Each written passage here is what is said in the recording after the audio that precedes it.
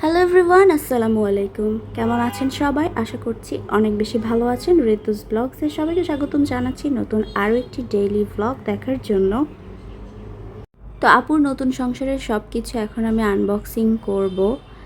এই যে এখানে আমি আনবক্সিং করছি কিয়ামের রাইস কুকার, যেটা একটা সংসারের জন্য খুবই প্রয়োজনীয় একটা জিনিস। তো নতুন নতুন জিনিস আনবক্সিং করতে কিন্তু অনেক বেশি ভালো লাগে। তো আপু আমাকে বলছিল তুমি সব কিছু আনবক্সিং করো।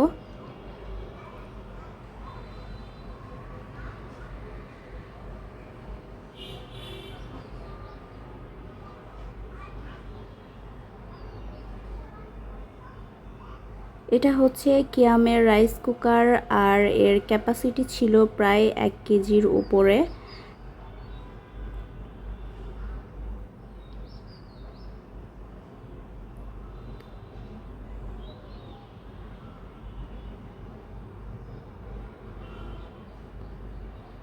এটা সম্পূর্ণ স্টিলের, আর এর কার্যক্ষমতা কিন্তু অনেক বেশি। আর এটা কিন্তু নতুনও বের হয়েছে। এর 2টা পাত্র ছিল, 2টাতেই কিন্তু আপনি ব্যবহার করতে পারেন, অর্থাৎ ভাতও রান্না করতে পারেন, এটাতে কিন্তু আপনারা তরকারিও রান্না করতে পারেন। তো আমি দেখিয়ে দিচ্ছি সব কিছু।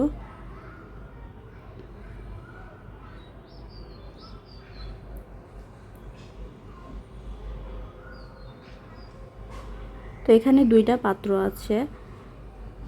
রাইস কুকার কিন্তু 2-3 রকমের হয়। সবথেকে ভালো যে রাইস কুকারটা, এটা কিন্তু সেটাই। দিনে দিনে সব কিছুরই কিন্তু আপডেট বের হয়, আর এটা কিন্তু কিয়ামের আপডেট রাইস কুকারটা। এটাতে দুইটা পাত্র আছে, একটাতে আপনি ভাত রান্না করতে পারেন, চাইলে আর একটাতে তরকারিও রান্না করতে পারেন। তবে আমি মনে করি এটাতে ভাত রান্না করাই বেস্ট হবে।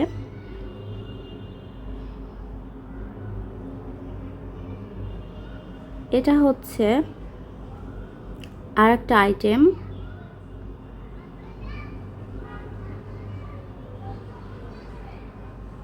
এটা হচ্ছে কিয়ামের প্রেসার কুকার। সব গৃহিণী চায় যে তার সংসারে ভালো জিনিস ব্যবহার করার জন্য, তাই খুঁজে খুঁজে যে জিনিসটা বেস্ট হয় সেই জিনিসগুলোই কিন্তু গৃহিণীরা ব্যবহার করার চেষ্টা করেন। সেই কথা ভেবেই আপুর শাশুড়ি কিন্তু বেস্ট জিনিসগুলোই আমার আপুকে দিয়েছেন সংসারের জন্য। ক্যাপাসিটি ছিল 3.5 লিটারের মতো। আর এটা হচ্ছে আর একটা আইটেম, সেটা হচ্ছে কিয়ামের সসপ্যান। এটাতে কিন্তু চাইলে অনেক কিছু রান্না করা যাবে। তো আর একটা আইটেম আপনাদের সাথে শেয়ার করছি, এটা হচ্ছে সবথেকে প্রয়োজনীয় একটা জিনিস গৃহিণীদের জন্য।